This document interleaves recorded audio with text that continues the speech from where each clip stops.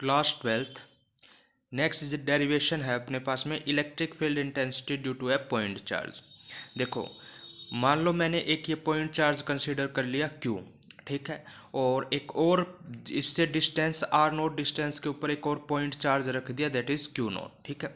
तो मुझे electric field intensity बतानी है कहाँ पे, एट ए पॉइंट है P के ऊपर में, ठीक है।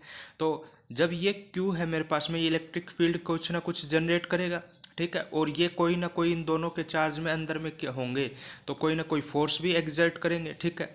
कुछ ना कुछ फोर्स तो फील करेंगे, हो सकता है अट्रैक्शन का, हो सकता है रिपल्शन का।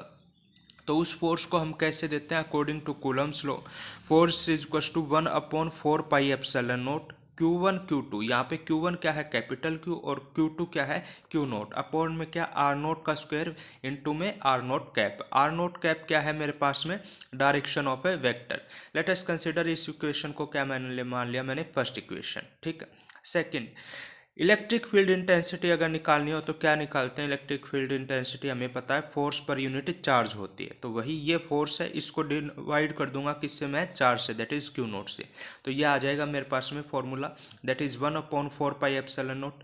Q नोट से Q नोट कट जाएगा तो आ जाएगा Q/R नोट का स्क्वायर इंटू में R स्क्वायर। ये आ गई सेकेंड इक्वेशन।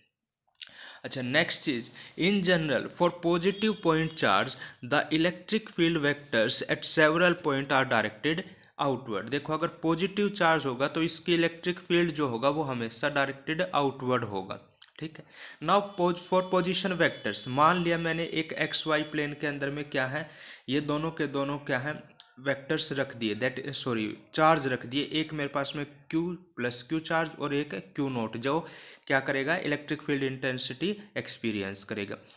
अब लेट अस कंसिडर RI इसकी पोजीशन वेक्टर है, किसकी, प्लस Q की, और यहाँ पे मेरे पास में इसका कंसिडर कर लो R नोट वेक्टर, ये इसका पोजीशन वेक्टर है, ठीक। इन दोनों का जो डिस्टेंस हो जाएगा, ठीक है, वो डिस्टेंस क्या होगा मेरे पास में, जैसे ये इस डायरेक्शन के अंदर में, वो देखो कहाँ से, वन फर्स्ट पॉइंट से किस किस सेकंड की तरफ में आ रहा है, तो that is RI note vector, ये हो गई इसकी पोजीशन वेक्टर, ठीक है, कोई दिक्कत। Now according to Coulomb's law, ठीक है, अकॉर्डिंग टू कूलम्स लॉ, ठीक, कूलम्स लॉ क्या कहता है, कूलम्स लॉ फोर्स डिफाइन करता है हमारे पास में, फोर्स क्या होता है, 1/4 pi epsilon naught Q1 Q2 Q into में Q नोट अपॉन में क्या R। अब हमें इसकी डायरेक्शन देनी है, तो जो डायरेक्शन देनी है पोजीशन वेक्टर की, पोजीशन वेक्टर की डायरेक्शन देखो कहाँ से, I1 से नोट की तरफ में जा रहा है, तो that is RI note vector, इसका होल स्क्वायर, ठीक है। अगर होल स्क्वायर मैग्नीट्यूड करेंगे तो वेक्टर हट जाएगा हमारे पास में, that is RI naught cap, ये आ गया अपने पास में, ठीक है। अब इसी चीज़ को हम देखो, इस चीज़ को सोल्व करना है हमें, ठीक है, ये वाली चीज़ जो हमारे पास में कैप है, ठीक है, RI नोट वेक्टर की जो कैप है, इसको सोल्व करना है। तो देखो ये क्या है, यूनिट वेक्टर है, और इस यूनिट वेक्टर को सोल्व करने के लिए हम, ठीक है, यूनिट वेक्टर को सोल्व करने के लिए या कैप वेक्टर को सोल्व करने के लिए क्या करते थे, ऊपर तो हमारे पास में सेम जो वेक्टर होता है वही, ठीक है, सेम वेक्टर, और नीचे उसका क्या, मैग्नीट्यूड, ठीक है, नीचे क्या होता है उसका मैग्नीट्यूड। तो अभी इसको कैसे सोल्व करेंगे हम, देखो इस चीज़ को, इसको हम लिख सकते हैं RI naught cap is equals to RI naught, sorry ये वेक्टर नहीं है, कैप है, यहाँ पे भी ये वेक्टर नहीं है, कैप है, कैप किसके लिए, यूनिट वेक्टर को डिफाइन करने के लिए, that is RI naught upon में क्या, RI नोट, ठीक है, वेक्टर हटा देंगे तो क्या आ गया अपने पास में, मैग्नीट्यूड, ठीक।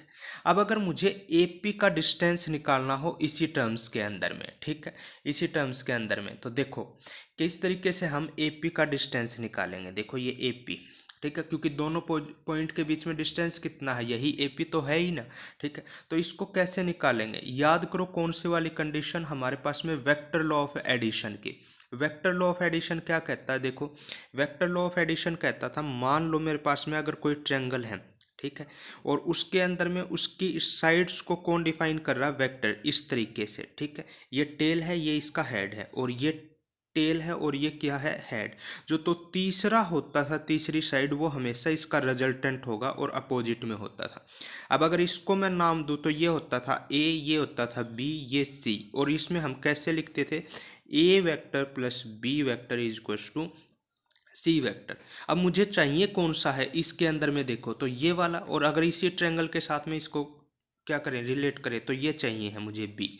तो बी वेक्टर को कैसे निकाल सकता हूँ, दैट इज सी माइनस में क्या, ए। ठीक है, इनको वेक्टर की फॉर्म में लिख देते हैं इस तरीके से। ठीक है, ए vector, B vector, C vector.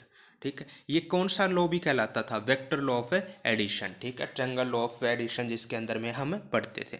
तो सेम केस के अंदर में हम ए पी की वैल्यू यहाँ पे निकाल सकते हैं। क्या वैल्यू आएगी, that is R naught vector, ये सी वेक्टर है। ठीक है, आर नोट वेक्टर माइनस में क्या, आर आई वेक्टर, और ये किसके बराबर हो जाएगा मेरे पास में, आर आई नोट इसके। ठीक, तो अब इसके अंदर में फॉर्मूले के अंदर में हमें पुटअप करना है, बस कुछ नहीं। तो फॉर्मूले के अंदर में सबसे पहले पुटअप करने के लिए फर्स्ट, ठीक है, ये मान लेता हूँ मैं इक्वेशन इसको थर्ड। ठीक है, और ये इक्वेशन आ गई अपने पास में कौन सी, फोर्थ।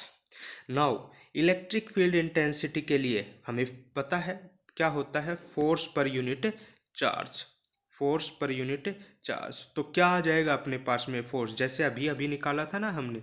ठीक है, ये वाली कंडीशन निकाली थी, ये रहे। ठीक है, तो इसी तरीके से अपने पास में इलेक्ट्रिक फील्ड इंटेंसिटी क्या आ जाएगी, इलेक्ट्रिक फील्ड इंटेंसिटी आ जाएगी 1/4πε0। ऊपर क्या रह जाएगा, सिर्फ Q, नीचे आर आई नोट का स्केयर। ठीक है, और यहाँ पे आर आई नोट की कैप। ठीक, अब इसको मैं यहाँ पे लिख रहा हूँ, ये वाली वैल्यू पुटअप कर रहा हूँ। ठीक है, putting value of put value of equation number 4 किसके अंदर में, इन फिफ्थ के अंदर में पुट कर रहा हूँ। तो पुट करूँगा तो क्या आ जाएगा मेरे पास में, इलेक्ट्रिक फील्ड इंटेंसिटी का फॉर्मूला, दैट इज 1/4πε0 Q। नीचे देखो ये है। ठीक है, इसी की वैल्यू हमने यहाँ पे निकाली, that is R naught minus R one vector. ठीक है, इसका होल स्क्वायर है। ठीक है, और कैप को अगर सोल्व करेंगे तो सेम जैसे ये कहाँ पे सोल्व करते हैं, तो that is R naught minus R I का वेक्टर अपॉन में आर नोट, ये स्क्वायर था, माना इसमें क्या, आर आई, ये आ गया। ठीक है, तो ये अपने पास में क्या फॉर्मूला आ गया किसका, इलेक्ट्रिक फील्ड इंटेंसिटी का। और आगे सोल्व करेंगे तो ये वाली वैल्यू क्या हो जाएगी, क्यूब हो जाएगी। तो ये अपने पास में डेरिवेशन था electric field intensity due to a point charge. ठीक है, इसको आपको ड्राइव करके देखना। ठीक है, कहीं कोई दिक्कत हो तो आप डाउट सेंड कर सकते हो अपने।